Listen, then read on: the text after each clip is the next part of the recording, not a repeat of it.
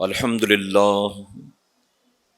للہ رب العالمین والعاقبۃ للمتقین والصلاة والسلام علی سید الانبیاء والمرسلین اما بعد فاعوذ باللہ من الشیطان الرجیم بسم اللہ الرحمن الرحیم اہدنا الصراط المستقیم صدق اللہ مولانا العلی العظیم۔ پڑھیں الصلاۃ والسلام علیک یا رسول اللہ، الصلاۃ والسلام علیک یا حبیب اللہ، الصلاۃ والسلام علیک یا نبی اللہ وعلی آلک واصحابک یا نور اللہ صلی اللہ تعالی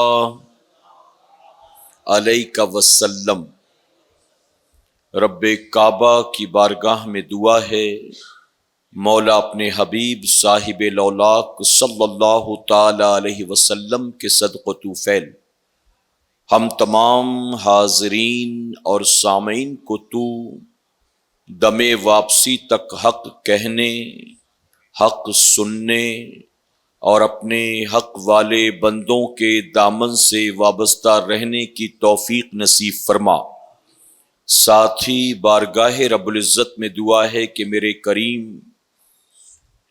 سنی دعوت اسلامی کے اس ہفتہ واری اجتماع میں ہم جو کچھ بھی سنتے سیکھتے ہیں اسے ہمارے دل کے نہا خانوں میں جگہ عطا فرما، اور مولا ہماری قیامت تک آنے والی تمام نسلوں کو بھی غوث و خواجہ اور رضا سے سچی پکی محبت کی توفیق نصیب فرما۔ میرے پیارے آقا علیہ الصلاۃ والتسلیم کے پیارے دیوانوں، جیسا کہ آپ نے سنا، عالمی تحریک سنی دعوت اسلامی شاخ کرلا کے اس ہفتہ واری اجتماع میں ہم اور آپ معاملات اہل سنت کے تعلق سے گفتگو سماعت کر رہے ہیں۔ ہم نے یا رسول اللہ کہنا کہاں سے ثابت ہے اس کے حوالے سے بیان سنا، ساتھ ہی حضور اکرم صلی اللہ علیہ وسلم کا نام مبارک سننے پر انگوٹھا چومنا یہ کہاں سے ثابت ہے، ہم نے پچھلے ہفتے اس کے تعلق سے خطاب سماعت کیا تھا۔ آج انشاءاللہ ہم اور آپ اس بات کو سمجھنے کی کوشش کریں گے کہ آثار مبارک اور تبرکات کی فضیلت کیا ہے، اور ان کا احترام کرنا یا انہیں اپنے پاس رکھنا، ان سے برکتیں حاصل کرنا یا ان کی زیارت کرنا، یہ کہاں سے ثابت ہے۔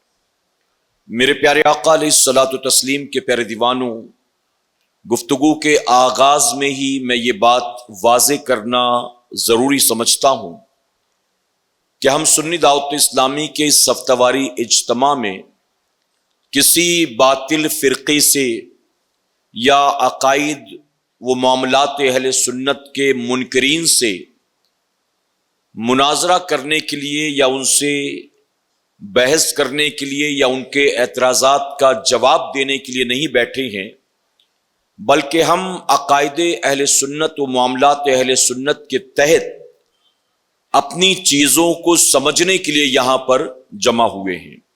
یعنی یہ چیزیں حق ہیں، یہ چیزیں صحیح ہیں، ہم اس کو سمجھنے کے لیے یہاں پر جمع ہوئے ہیں، اور ان عنوانات پر گفتگو کرنے کی وجہ بھی یہی ہے۔ ہم اعتراضات کا جواب دینے نہیں آئے، بلکہ اپنے لوگوں کو مطمئن کرنے کے لیے آئے ہیں۔ میرے پیارے آقا علیہ الصلاۃ والتسلیم کے پیارے دیوانوں، آثار مبارک ہو یا تبرکات ہو، اہل سنت والجماعت کے نزدیک اس کی زیارت کرنا، اس کے وسیلے سے دعائیں کرنا، اس سے برکتیں حاصل کرنا، یہ بلا شبہ حلال اور جائز عمل ہے۔ وہ آثار و تبرکات انبیاء علیہ السلام کے ہوں یا امام الانبیاء جناب محمد رسول اللہ صلی اللہ علیہ وسلم کے ہوں، وہ صحابہ اکرام کے ہوں، وہ اہل بیت اطہار کے ہوں، وہ ائمہ کے ہوں، صوفیاء کے ہوں، اولیاء کے ہوں، یعنی وہ تبرکات اللہ کے برگزیدہ بندوں کے ہوں، چاہے وہ انبیاء میں سے ہوں چاہے وہ اولیاء میں سے ہوں، ہر ایک کی زیارت کرنا، اس کا ادب احترام کرنا، اس سے فیض و برکت حاصل کرنا اور اس کے وسیلے سے دعائیں کرنا، یہ بلا شبہ جائز کام ہے۔ ایک بات بتاتا چلوں کہ ایسا کرنا یہ دین کا حصہ نہیں ہے، یعنی فرض و واجب نہیں ہے۔ اگر کریں تو کام جائز ہے، اگر نہ کریں تو ایسا نہیں ہے کہ نہ کرنے پر کوئی گناہ ہوگا۔ البتہ اہل سنت والجماعت کے لوگ جو یہ کرتے ہیں تو اس کی وجہ جن چیزوں کو نسبت اللہ والوں سے ہو جائے اس کی تعظیم کرنا ہے، اس کا ادب کرنا ہے، اور ان چیزوں کی تعظیم و ادب کر کے ان اللہ والوں کی محبت کا ثبوت دینا ہے۔ اب وہ لوگ جن کے نزدیک تعظیم و ادب کوئی معنی ہی نہیں رکھتا ہے، جو معاذ اللہ اپنے نبی کو، امام الانبیاء کو اپنی طرح معمولی بشر مانتے ہوں، ظاہر ہے کہ وہ حضور کے تبرکات کا احترام کہاں کریں گے، اور ان کو یہ چیزیں سمجھا کہ کوئی مطلب بھی نہیں ہے۔ جو سراپا نبی کی تعظیم نہ کرتا ہو وہ نبی کے تبرکات کی تعظیم کہاں سے کرے گا، وہ نبی کے اہل بیت کی تعظیم کہاں کرے گا؟ تو میرے پیارے آقا کے پیارے دیوانوں، کسی شے کو، کسی چیز کو اگر اللہ والوں سے نسبت حاصل ہو جائے، وہ ان کے استعمال کی چیزیں ہوں یا وہ چیزیں ان کی طرف منسوب کی جاتی ہوں یا وہ چیزیں ان کے جسم سے مس ہو گئی ہوں، تو اہل سنت والجماعت کے نزدیک وہ چیزیں تبرکات میں شمار کی جاتی ہیں، اور اہل سنت والجماعت کے لوگ ان اللہ والوں کے ادب اور ان کی محبت میں ان تمام چیزوں کا احترام کیا کرتے ہیں، اور پھر وہ اس سے برکت حاصل کرنے کی کوشش کرتے ہیں۔ میرے پیارے آقا کے پیارے دیوانوں، وقتاً فوقتاً ہمارے بزرگوں نے اس بات کی دلیل دی ہے قرآن و حدیث کی روشنی میں، صحابہ کے اقوال اور ان کے عمل کی روشنی میں، سلف صالحین کے عمل کی روشنی میں، ان کے اقوال کی روشنی میں، کہ تبرکات و آثار کی زیارت، اس کا احترام، اس کی تعظیم، اس سے برکتیں حاصل کرنا، یہ بلا شبہ جائز اور حلال کام ہے۔ اس پر بھی وہ لوگ جو نہیں کرتے ہیں وہ اعتراض کرتے ہیں، تو پھر میں آپ کو بتاتا چلوں کہ شریعت کا اصول کیا ہے۔ کسی کام کے حلال و جائز ہونے کے لیے دلیل کی ضرورت نہیں ہوتی ہے، لیکن اس کام کے ناجائز و حرام ہونے کے لیے دلیل کی ضرورت ہوا کرتی ہے۔ اگر کوئی کہے کہ آثار و تبرکات کا احترام نہیں کرنا چاہیے، یہ جو 12ویں شریف میں منہ مبارک کی زیارت کراتے ہو، حضور کے جبہ مبارک کی زیارت کراتے ہو، یہ جو وقتاً فوقتاً حضور کے نالین شریف کی زیارت کراتے ہو، یا حضور کے نالین کا نقش بنا کر اس کو تعظیماً اپنے پاس رکھتے ہو، یہ ساری چیزیں جائز نہیں ہیں، یہ چیزیں قرآن و حدیث سے ثابت نہیں ہیں۔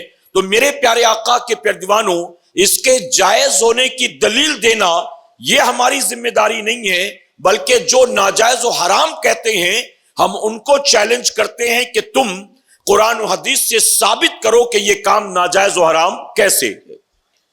کوئی ایک آیت لا کر بتاؤ جس میں اللہ رب العزت نے ان تبرکات کی زیارت کی نفی فرمایا ہو یا فرمایا ہو یہ منع ہے، یہ ناجائز و حرام ہے، اللہ نے منع کیا، تو ایک آیت لے آؤ پوری قرآن مقدس سے یا بخاری مسلم شریف سے سیاہ ستہ کی کتابوں سے ایک حدیث لا کر پیش کر دوں جہاں میرے نبی نے اس عمل سے منع فرمایا ہو، تو میرے پیارے آقا کے پیارے دیوانوں پھر میں آپ سے کہتا چلوں کہ جائز اور حلال ہونے کی دلیل دینا ہماری ذمہ داری نہیں، جو فتوے لگائیں وہ دلیل دیں کہ یہ کام ناجائز یا حرام یا کفر یا شرک یا بدعت کیسے ہے، وہ ثابت کریں، ذمہ داری ان کی ہے۔ اب میں آپ کو اس کے فضائل بتاتا ہوں اور میں اب آپ کو پروف کرنے کی کوشش کرتا ہوں کہ یہ ہمارا عمل ثابت کہاں سے ہے۔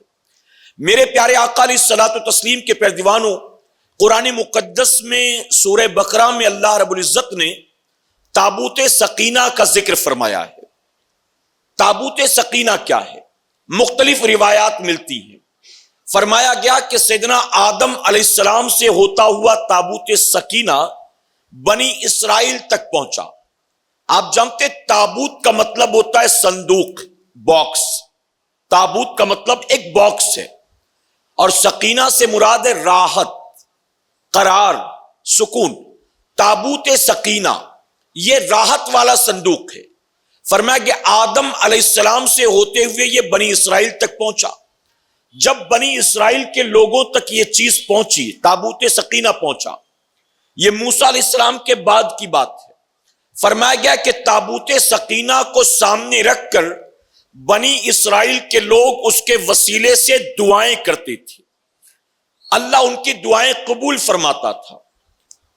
جب کبھی جنگ ہوتی کسی اور کے ساتھ تو بنی اسرائیل کے لوگ تابوت سکینہ کو سامنے رکھ کر جنگ لڑتے تھے، اور مقابل میں دشمن کتنا طاقتور کیوں نہ ہوتا، جب تک بنی اسرائیل کے پاس تابوت سکینہ تھا، فرمایا گیا اس کی برکت سے اللہ انہیں کامیابی عطا فرماتا تھا، فتح اور نصرت عطا کرتا۔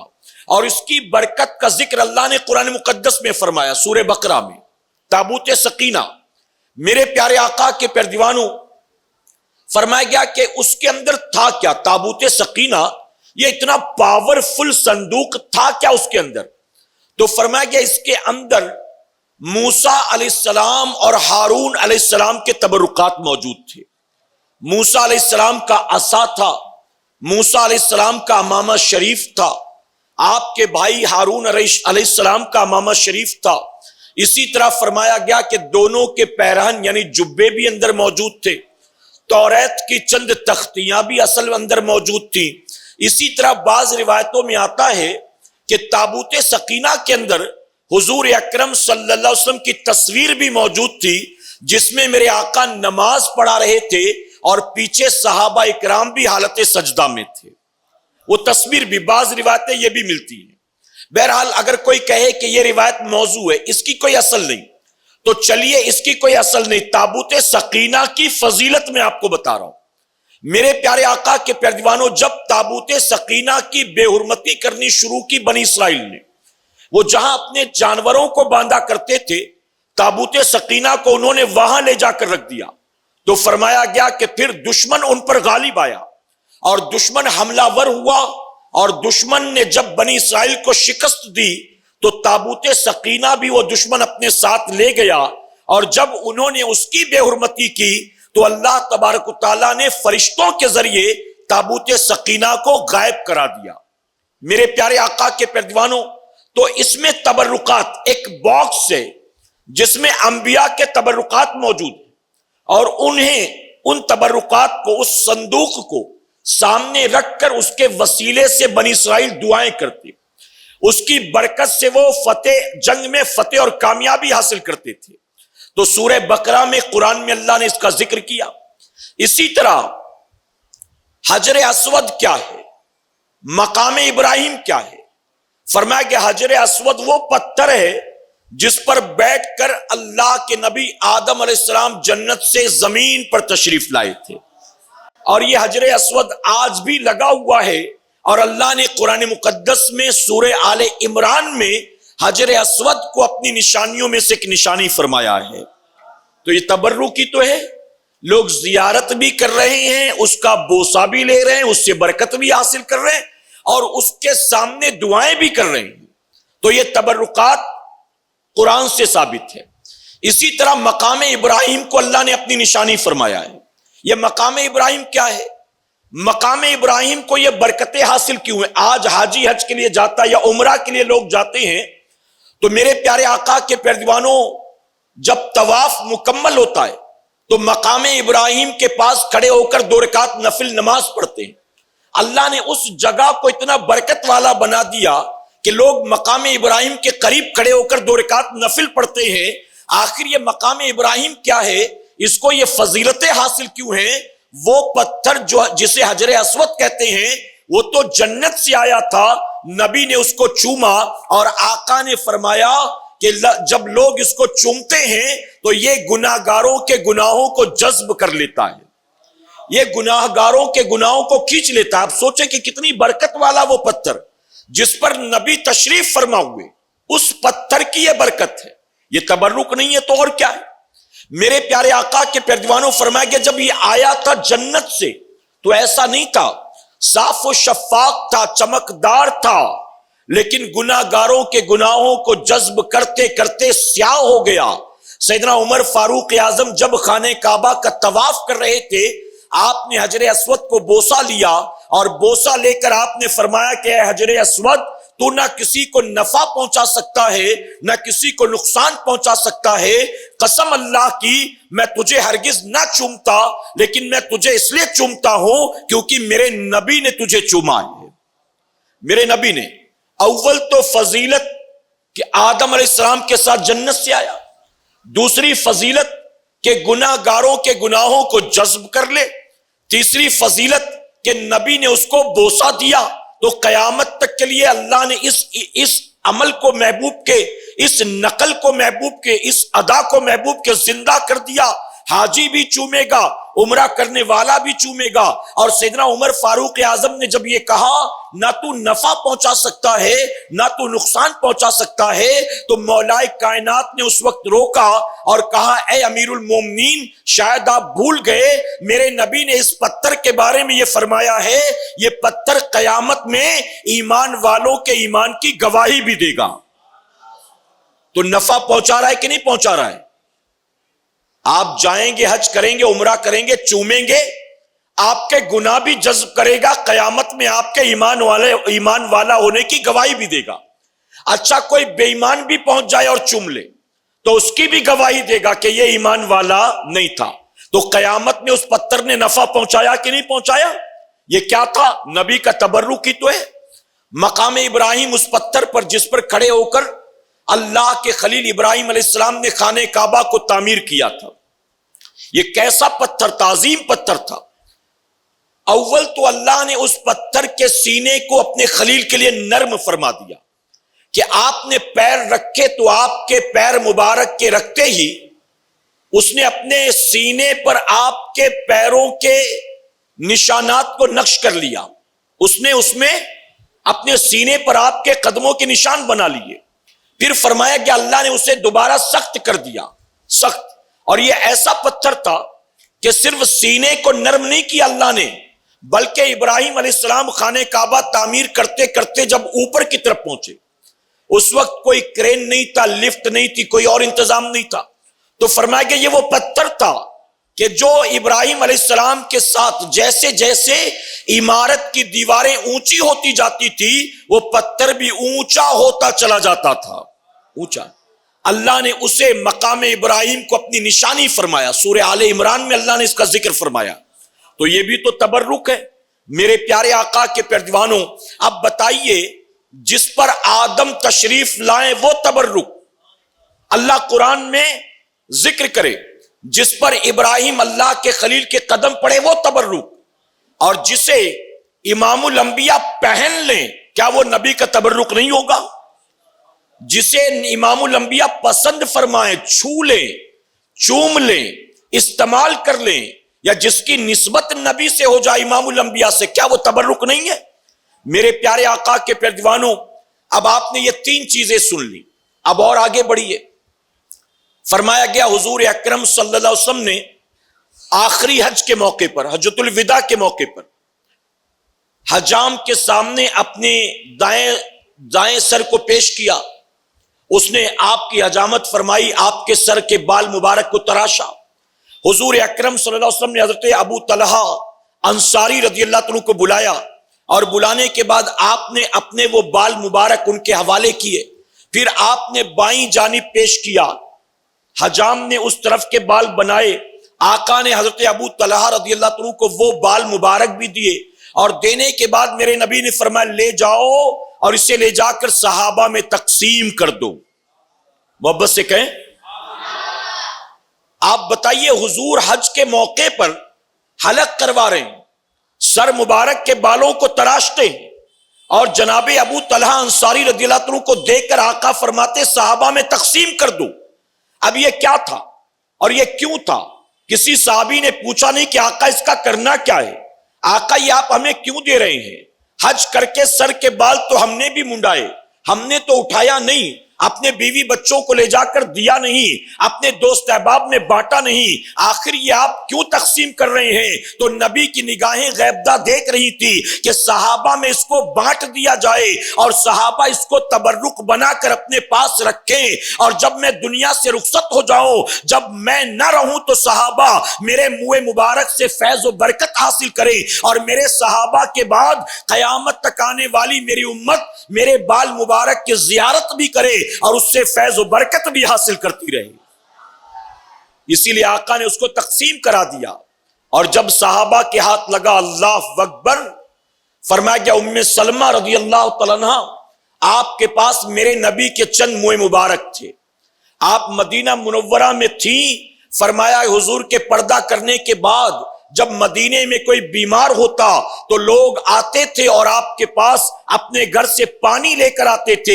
آج جیسے ہم پانی دم کرانے کسی عالم کے پاس، حافظ کے پاس جاتے ہیں، کسی شیخ اور پیر کے پاس جاتے ہیں، اس وقت دم کرانے تو لوگ نہیں جاتے تھے، اس کی وجہ کہ نبی کے منہ مبارک سے بڑھ کر دم کرنے والا کون ہوتا؟ ام سلمہ رضی اللہ عنہ کے پاس پانی کا پیالہ لے کر آتے تھے، اور وہ ڈبیا سے حضور کے منہ مبارک کو نکالتی تھی اور اس پانی میں گھول کر دے دیتی تھی، وہ لے جا کر مریضوں کو پلاتے تھے، اور حدیث مبارکہ میں آتا ہے کہ اس پانی کے پیتے ہی مریض شفا یاب ہو جایا کرتا تھا۔ معلوم ہوا حضور کے منہ مبارک سے برکتیں آج کا بریلوی حاصل نہیں کرتا، بلکہ یہ عمل تو صحابہ صحابیات سے ہوتا چلا آ رہا ہے۔ جناب امیر معاویہ رضی اللہ عنہ آپ کو بھی چند منہ مبارک مل گئے تھے، بلکہ آپ نے تو حضور کے ناخن مبارک کو بھی بطور تبرک اپنے پاس رکھا تھا۔ آپ فرماتے ہیں کہ ایک رات میں حضور کی خدمت میں حاضر ہوا، حضور اپنی حاجت کے لیے کہیں نکلے، میں پانی کا لوٹا لے کر ساتھ حضور کے گیا، فرمایا حضور اس خدمت پر راضی ہوئے اور آقا نے اپنی ایک قمیض مبارک مجھے بطور تحفہ دیا، اپنی ایک قمیض مبارک بطور تحفہ حضور نے مجھ کو دیا۔ آپ نے تینوں چیزیں اپنے پاس سنبھال کر رکھی، یہ شفا شریف کی روایت ہے، اور اسی طرح جو میں نے حجۃ الوداع والی روایت بیان کی وہ بخاری شریف مسلم شریف میں موجود ہے، جو ام سلمہ رضی اللہ عنہ روایت بیان کی میں نے وہ بھی حدیث کی کتابوں میں موجود ہے۔ شفا شریف میں آتا ہے کہ آپ نے یہ تینوں تبرکات سنبھال کر رکھے۔ میرے پیارے آقا کے پیروانوں، جب آپ کی زندگی کا آخری وقت آیا تو آپ نے اپنے گھر والوں کو وصیت کی کہ میرے کفن میں حضور کی قمیض کو اس طرح رکھ دینا نیچے کی طرف کہ وہ میرے جسم سے لگی ہوئی ہو، اور حضور کے منہ مبارک اور ناخن شریف کو میری پیشانی پر، میرے سینے پر اور میرے منہ کے اندر رکھ دینا۔ قبر میں دفن کرنے سے پہلے حضور کے تبرکات کو اس طرح میرے جسم سے مس کر دینا، اور کہتے میں اسی کو اپنے لیے باعث مغفرت و نجات سمجھتا ہوں۔ یہ کیوں کر رہے تھے؟ یقیناً عقیدت میں، محبت میں، حضور کے تبرکات کی تعظیم میں، اور حضور کے تبرکات کے وسیلے سے برکت اور نجات حاصل کرنے کی نیت سے۔ حضرت انس بن مالک رضی اللہ عنہ آپ کے پاس حضور کے منہ مبارک بھی تھے، اور آقا کی ایک چھڑی مبارک، عصا مبارک بھی آپ کے پاس تھی۔ آپ نے اپنے گھر والوں کو آخری وقت میں وصیت کی کہ جب میرا انتقال ہو جائے تو پیشانی پر جو سجدے کی جگہ ہے حضور کے بال مبارک وہاں رکھ دینا، دفن کرنے سے پہلے وہاں رکھ دینا، اور حضور کی چھڑی مبارک کو میرے سینے پہ رکھ دینا۔ سینے پر. فرمایا گیا حضور کے ان تبرکات کے ساتھ حضرت انس بن مالک رضی اللہ عنہ کو قبر میں دفن کیا گیا ہے. میرے پیارے آقا کے پیارے دیوانوں، اسی طرح فرمایا گیا حضرت اسماء بنت ابو بکر صدیق رضی اللہ تعالیٰ عنہ، یہ ماں عائشہ صدیقہ کی اس کی تصویروں کی اس کی کاپی کی بھی اسی طرح سے تعظیم کی جائے گی. اس کی بے حرمتی بھی اگر کیا تو بہت بڑا گناہگار ہوگا. میرے پیارے آقا کے پیارے دیوانوں، صحابہ اکرام حضور کے نالین کا احترام کیا کرتے تھے. نالین کا، یہاں تک فرمایا گیا ایک نوجوان جو یہودی تھا، یہودی حضور کی محفل میں آ کر اکثر بیٹھتا تھا، اور اس کی عادت تھی کہ حضور اکرم صلی اللہ علیہ وسلم محفل میں تشریف لاتے، آپ نالین شریف جیسے اتارتے تھے، وہ یہودی نوجوان فوراً حضور کی نالین کو اپنے ہاتھوں میں اٹھاتے، اس کو جھاڑتے، اور جب تک محفل جاری رہتی تھی اپنے بغل میں دبا کر وہ بیٹھے رہتے تھے، بغل میں. اور حضور جب جانے لگتے تو پھر حضور کی بارگاہ میں وہ نالین پیش کر دیا کرتے تھے. اب جانتے حضور کے نالین کی تعظیم کا اللہ نے کیا صلہ عطا کیا؟ وہ نوجوان خاندانی یہودی تھا، یہاں تک کہ حالت یہودیت میں، کفر میں اپنے بستر مرگ پر پہنچ گیا. جب میرے نبی کو پتا چلا آقا اس کی تیمارداری کو آئے ہیں، اور اللہ نے حضور کے نالین کی برکتوں سے اپنے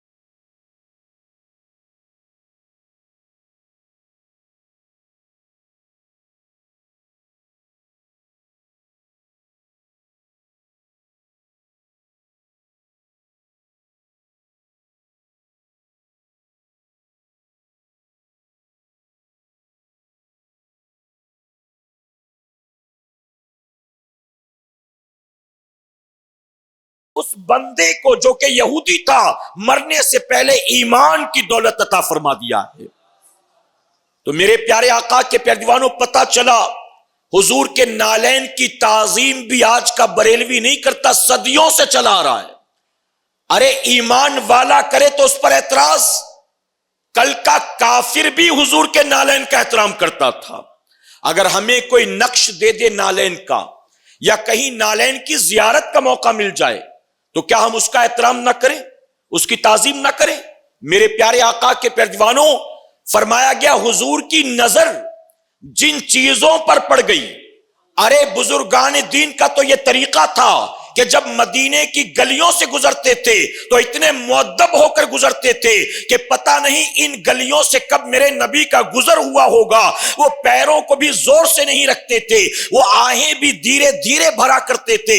فرمایا گیا حضرت امام مالک کا یہ طریقہ تھا، جب مدینے کی گلیوں سے گزرتے تھے تو مدینے کے در و دیوار کو ٹکٹکی باندھ کر دیکھا کرتے تھے۔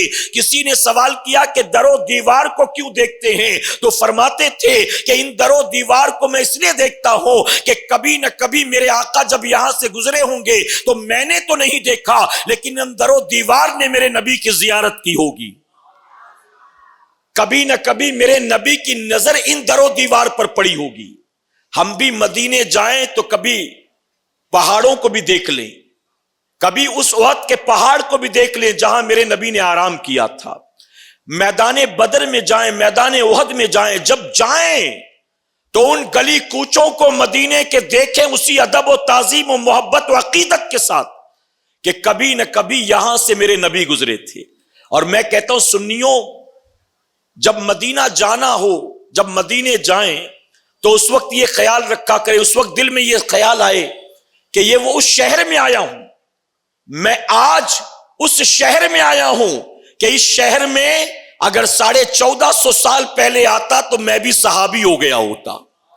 میں 14.5 صدیاں 1450 سال کے بعد آیا ہوں، وہ مقام وہ درجہ حاصل نہ ہو سکا، لیکن جو 1450 سال پہلے آئے تھے، وہ چاہے سلمان فارس سے آنے والے ہوں، چاہے وہ بلال حبشہ سے آنے والے ہوں، ارے وہ باہر سے آتے تھے اور مدینے میں پہنچ کر صحابیت کا مقام حاصل کر لیتے تھے۔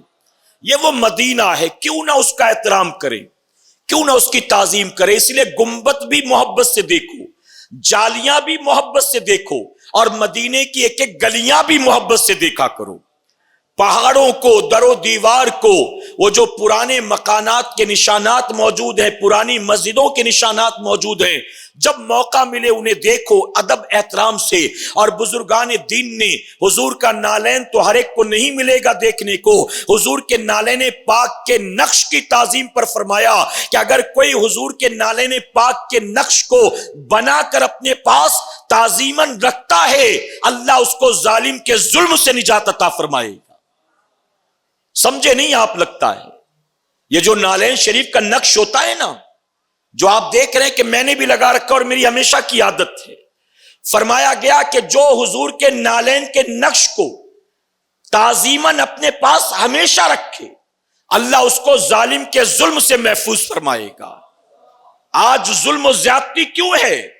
لوگ حضور کی بھی تعظیم کا انکار کر رہے ہیں اور حضور کے تبرکات کی تعظیم کا بھی انکار کر رہے ہیں۔ حضور کے منہ مبارک کی زیارت کراؤ، کہاں سے آیا، کیسے آیا؟ ارے حضور نے جب حجۃ الوداع کے موقع پر اپنے سر مبارک کو منڈایا تھا تو صحابہ میں تقسیم کیا تھا۔ ارے جب اس نبی پر نازل ہونے والا قرآن پوری دنیا میں پہنچ سکتا ہے تو اس نبی کے منہ مبارک پوری دنیا میں نہیں پہنچ سکتے؟ لوگ اعتراض کرتے کیسے آ گیا، کہاں سے لکھا ہے؟ جو کرتے ہو کریں۔ ہمارے امام نے کہا، اعلیٰ حضرت عظیم البرکت نے فتاوی رضویہ شریف میں فرمایا، اگر کسی بھی شے کو، کسی بھی چیز کی نسبت کسی بڑے کی طرف کر دی جائے اور بولنے والا جھوٹا ہے تو اب اس جھوٹ کا بوال اس کے سر پر آئے گا، ذمہ دار وہ ہوگا، اللہ کی بارگاہ میں وہ جواب دہ ہوگا۔ ہم بدگمانی نہ کریں بلکہ ہمیں چاہیے ہم احترام کریں، ہم تعظیم کریں۔ ابھی ایک ویڈیو وائرل ہو رہا تھا سوشل میڈیا پر، اسی بامبے میں کوئی شخص ہے حضور کے تبرکات کہہ کر وہ بہت ساری چیزیں بیچ رہا تھا اور اس نے اس کو کاروبار بنا رکھا تھا اور لاکھوں کما رہا تھا۔ جب بہت زیادہ سوشل میڈیا پر یہ چیزیں وائرل ہوئی تو آخر کار جا کر اس نے مفتی صاحب قبلہ کے پاس رجوع کیا اور معافی مانگی اور توبہ کی. تو اگر کوئی دھوکہ دڑی کر رہا ہے, حضور کے نالے پاک نہیں ہے, وہ بنا کر لے کر آیا ہے, اس نے کاپی کیا ہے اور کیمیکل وغیرہ ڈال کر اس کو 1450 سال پرانا دکھانے کی کوشش کی ہے. حضور کا منہ مبارک نہیں ہے, بلکہ اس یہ کہتا ہے کہ حضور کا منہ مبارک ہے. حضور کی انگوٹھی مبارک نہیں ہے, حضور کی تلوار مبارک نہیں ہے, حضور کے نقشے پا نہیں ہے, اور وہ کہتا ہے کہ حضور کے. تو میرے امام نے کیا فرمایا, اگر وہ جھوٹا ہے تو وہ اللہ کی بارگاہ میں جواب دے. چونکہ مومن ہے, ہم بدگمانی نہیں کریں گے, ہم اس کی زبان پر اعتبار کر کے ان چیزوں کی تعظیم کریں گے. اب اگر مان لو حضور کے نابی ہوئے تو تعظیم کرنے میں کوئی گناہ تو نہیں ہوگا نا. ہاں وہ جھوٹ بول رہا ہے, وہ گناہگار ہوگا. اور اگر مان لو وہ تبرکات اصلی ہیں اور ہم نے بدگمانی کی اور تعظیم نہیں کیا, تو ایسی صورت میں کیا ہوگا ہمارا؟ ہم گناہگار ہو جائیں گے, ریئیکشن ہو جائے گا. تو اس میں ہم کو نہیں پڑنا ہے. اسی طرح بعض لوگوں نے کاروبار بنا رکھا ہے, وہ 12ویں شریف میں لے کے نکلتے یہاں وہاں. وہ ڈیمانڈ تو نہیں کرتے لیکن ان کو پتا ہے کہ ملنا ہی ملنا ہے. اور بعض لوگ ایسے جو ڈیمانڈ بھی کرتے کہ بھائی ہم منہ مبارک دیں گے تو اس کو سال بھر سنبھالنے کا اتنا خرچہ ہوتا ہے, ہم کو کچھ نہیں چاہیے لیکن اس کو مینٹین کرنے کے لیے. اور بعض لوگ کہتے ہیں کہ ہم نے چاندی کی ڈبیا بنائی, اب اس کو سونے کا بنانا ہے, اس کے لیے ہم پیسہ مانگ رہے ہیں, اس کے لیے اب ہم سونے کا بنانا چاہتے ہیں, اور لوگ دے دیتے ان ناموں پر. تو اعلیٰ حضرت عظیم البرکت نے اس کو ناجائز و حرام قرار دیا ہے کہ تبرکات کی زیارت کو جس نے پیشہ بنا لیا یہ جائز نہیں ہے. جس کے پاس تبرکات ہیں اس کو چاہیے کہ وہ لوگوں کو محروم نہ رکھے, وہ لوگوں کو بھی اس کی برکتیں حاصل کرنے دے کہ تیری برکت میں کوئی کمی نہیں آنا ہے, بلکہ تیرے ذریعے جتنوں تک پہنچے گا اللہ تجھے اور ثواب و برکت عطا کرے گا. لیکن اس کو پیشہ بنانا یا لوگوں کو منع کرنا اور کہنا میں نہیں دکھاتا, یہ سخت منع ہے. اور کاروبار بنانا یہ تو ناجائز ہے. میرے پیارے آقا کے پیارے دیوانوں, حضور کے نالے پاک کا نقش کہا گیا کہ جو روزی میں برکت چاہتا ہے وہ تعظیماً اس کو اپنے پاس رکھے. جو حضور کے نالین کے نقش کو اپنے پاس رکھے تعظیماً, اللہ اس کو معزز بنا دیتا ہے, لوگوں کے دل میں اس کی عزت پیدا ہو جاتی ہے. اور میں اپنے بارے میں یہ کہتا ہوں, شاید مجھ سے بڑا بے ہنر کوئی نہیں ہوگا, میرے پاس کچھ بھی نہیں, میں بالکل زیرو اور بلینک ہوں. لیکن آج اگر عزتیں ہیں تو یقین جانے میرا یہ عمل کئی سالوں سے ہے, اور کب سے ہے میں خود بھی نہیں جانتا کہ میں اسٹیج پر بعد میں آتا ہوں, حضور کے نالین کا نقش پہلے اپنے سینے پہ لگاتا ہوں. میرے پیارے آقا کے پیارے دیوانوں, تو ساری برکتیں, سارا فیض میں کہتا ہوں حضور کے نالین کا نقش دل پر پڑتا ہے اور اللہ زبان کو صلاحیت عطا کر دیتا ہے. اسی طرح بزرگوں نے اپنی کتابوں میں بڑی برکتیں لکھی, کہا کفار مشرکین پر غلبے کے لیے حضور کے نالین کو اپنے پاس تعظیماً رکھو, غلبے کے لیے. میرے پیارے آقا کے پیارے دیوانوں, ہم اسی طرح جاتے ہیں, ایئرپورٹ پہ بھی نماز پڑھتے ہیں, ریلوے اسٹیشن پر بھی نماز پڑھتے ہیں, ہائی وے پر گاڑی رکا کر وہاں بھی سڑک کے کنارے نماز پڑھتے ہیں. ہم کو تو کوئی نہیں روکتا, ہم کو تو کوئی منع نہیں کرتا, بلکہ ہم نے دیکھا ہے غیر بھی ایسے دیکھ کر تعظیم کرنے لگتا ہے, احترام کرنے لگتا ہے. کئی جگہوں پر لوگ کہتے نہیں یہاں مت پڑھیے, ایک کام کریے آپ یہاں آ جائیے, یہ جگہ زیادہ صاف ہے, ایک کام کریے آپ اندر آ جائیے. ہم نے یہ دیکھا, ہمارا تجربہ کیا ہے, وجہ کیا ہے, حضور کے نالین کا نقش تعظیماً اپنے پاس رکھتے ہیں, اللہ ہمیں عزت عطا فرماتا ہے.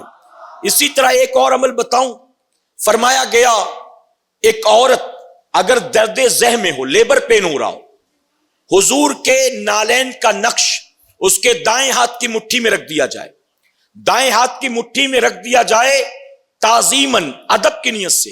فرمایا گیا کہ اللہ رب العزت بآسانی بچے کی ولادت فرما دے گا. اچھا, یہ سب کچھ کرنے والا کون ہے؟ اللہ ہی ہے. عزت بھی دینے والا, غلبہ بھی دینے والا, برکت بھی دینے والا, اور اس حالت میں عورت کی مدد کرنے والا اللہ ہی ہے. لیکن محبوب کے تبرکات کے وسیلے سے اللہ آسانی فرماتا ہے، اللہ فیض عطا کرتا ہے، اللہ برکت عطا کرتا ہے، بلکہ فرمایا گیا صحابہ اکرام حضور کے تبرکات اپنے ساتھ اس لیے لے کر قبر میں جاتے تھے کہ وہ اسے صرف باعث برکت نہیں سمجھتے تھے، وہ اسے تو باعث نجات سمجھا کرتے تھے، باعث نجات۔ تو ہم بھی الحمدللہ حضور کے تبرکات کا احترام کرتے ہیں، اسی طرح بزرگان دین کے تبرکات کا احترام۔ آخری بات عرض کروں گا، میرے پیارے آقا کے پیارے دیوانوں، ایک شخص کے پاس سیدنا سرکار غوث اعظم کی ٹوپی تھی جو اسے اپنے سلسلے کے بزرگوں سے ملی تھی۔ توجہ ہے نا آپ کی؟ اچھا آپ دیکھیں، اگر غور کریں تو آپ کو پتا چلے گا کہ بزرگان دین جب اپنے کسی خاص مرید کو خلافت دیتے تھے تو خلافت کے ساتھ اس سلسلے کے تبرکات بھی دیا کرتے تھے، تبرکات بھی۔